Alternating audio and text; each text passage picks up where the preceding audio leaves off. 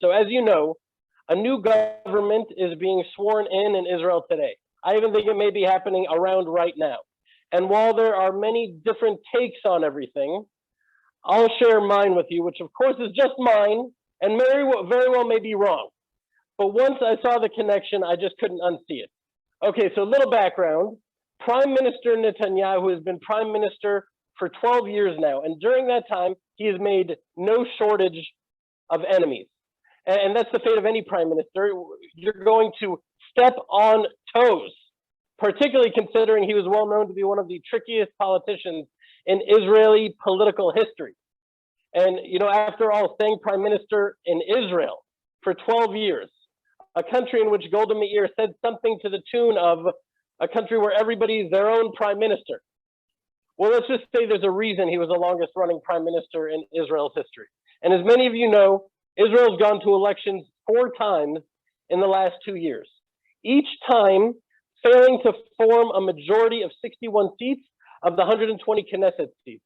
That would just agree to be part of the coalition and make the government. It was a crazy thing because elections happen, we have a government, and all of a sudden, election after election after election, no government is forming. But now, after 4 elections, as the time was running out towards the 5th election, a shocking coalition came together, which nobody could believe, as it was composed of the most unlikely bedfellows one could imagine, from the right of center Yamina party, led by Naftali Bennett, to the left-wing, really anti-religious Meretz party, which couldn't be more different from him, and shockingly was the Arab party, Ra'am, which is totally anti-Israel and anti-Zionist, and is being depended on to keep this fragile 61-seat coalition intact. I mean, this whole thing made me realize there's something fundamentally broken about the system here in Israel. And many people feel upset and scared and betrayed, particularly those who voted for Naftali Bennett, who explicitly promised not to join Lapid's government, who in rotation, no rotation, he said it's against my ideology. The video has been played again and again, and he just blatantly lied, at least on that front. And anyone in the country who's looking at this seemingly impossible and totally incompatible coalition knows that what keeps them together is not a shared vision for the future. It's not shared values or desires. It's a deep shared resentment. And for some, even hatred for Prime Minister Netanyahu. A lot of people say the same thing happened in America, that it didn't matter who. People just came together and said, anyone but Trump. So anyways, while I don't think anyone would compare Prime Minister Netanyahu to Moshe Rabbeinu, the similarities between the new government coalition and Korach's coalition, those are hard to miss. So let's think for a moment about who was in Korach's coalition. The participants can be found listed in the very first verse of the Parsha. Korach, son of Yitzhar, son of Kahat, son of Levi, separated himself with Datan and Aviram, sons of Eliab, and On, the son of Pelet, the offspring of Reuven. I hope this slide is on. I can't see it for some reason. They stood before Moshe with 250 men from the children of Israel, leaders of the assembly, those summoned for meetings. They were prestigious men. Let's just keep that for a second if it hasn't been there. So we're talking about prestigious people there. Now, Rabbi Sachs beautifully lays out the separate grievances of each of the parties in this rebellion and the reasons they have for their resentment. The first, Korach. I mean, you could see it clearly from his genealogy that's spelled out right there in the first verse. But a midrash spells it out even more clearly from Korach's perspective, from his own words. He says, according to Numbers Rabbah, this is a midrash, my father was one of 4 brothers. Amram, the father of Moshe, was the firstborn. Of his sons, Aaron was awarded the priesthood and Moshe was given the kingship. Who is worthy of receiving the next honor, if not for the second brother? He was talking about Yitzhar, his own father.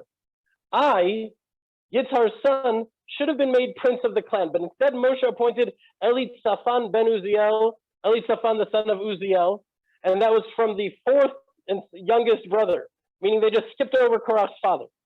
Should the youngest of father's brothers be greater than I will dispute with him and undo whatever he does. He was just committed to undoing whatever Moshe Rabbeinu did, he was going to fight. And he wasn't going to say what it was really about, which was his own prestige and his own insult and humiliation. Now, Rabbi Sachs goes on to explain other grievances. So there was Datan and Aviram and On, the son of Pelet. Each of them were from the tribe of Reuben, and it isn't hard to imagine their issue. They were descendants of Reuben, the firstborn. Ever since Reuben's sin regarding his father and the concubine, Reuben lost his firstborn status, and clearly his descendants never really accepted or came to terms with it. And there's debate about the grievance of the 250 princes. Some say that they were, I'm sorry, something got in my eye here. Some say that they were prestigious leaders who felt like they should be in charge. And others say they were firstborns who never accepted losing their status to the tribe of Levi around the sins of the golden calf, if you remember the whole deal. So anyway, either way, there was no shared vision there. Any one of them emerging victorious would have meant a victory for them, but not for any of the others. But it didn't matter. Their shared resentment was so strong and so blinding, they just couldn't see anything else.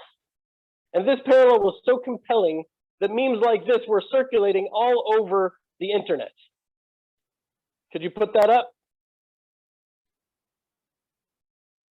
Anyways, I don't know if you can see it, but it shows all of the coalition is sitting around the table, and under that it says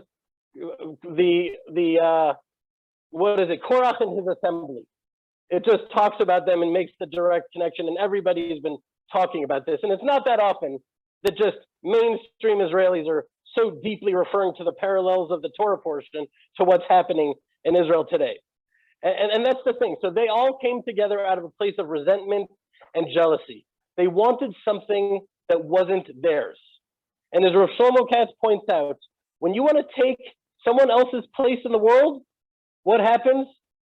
You lose your own. You lose your own place. And they did. And the earth swallowed them up. Because their arguments weren't sincere. They were just pretext. There's nothing truthful about it. For when your argument is about truth, the sages point out, if you win, you win. Because you were right, so you won. But if you lose, you win even more.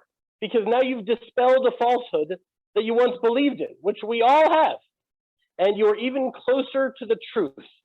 And we have learned that truth is God's seal. And fundamentally, that's where Korach and his rebels went wrong. And that is where the current government may be going wrong as well.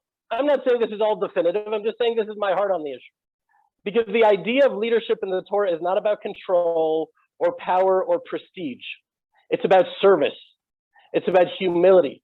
It's about serving as a vessel to bring the nation to a greater service of God, to bring the people of Israel into a deeper and more loyally loving relationship with God.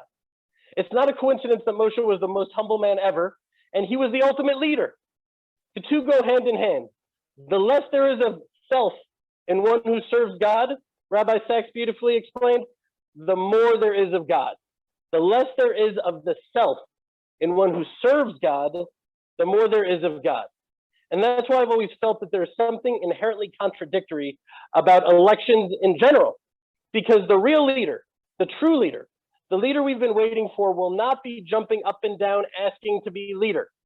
A true leader doesn't think they're worthy of being a leader and doesn't have aspirations of power or prestige or title or control. And so again, while I appreciate Prime Minister Netanyahu and believe he's done very many great things for Israel, and I'm not comparing him to Moshe Rabbeinu, but this crazy coalition of malcontents, the coalition of resentment we see taking power today, certainly does summon images of Korach and his rebels, both in shape and in style.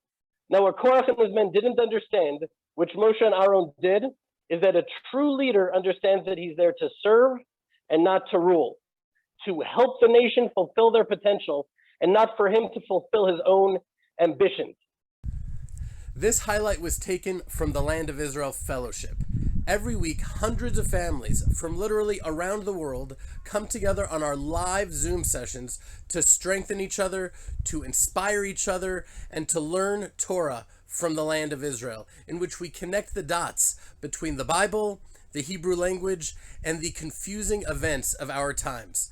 Go to www.thelandofisrael.com/fellowship or click on the link below to join. Thank you.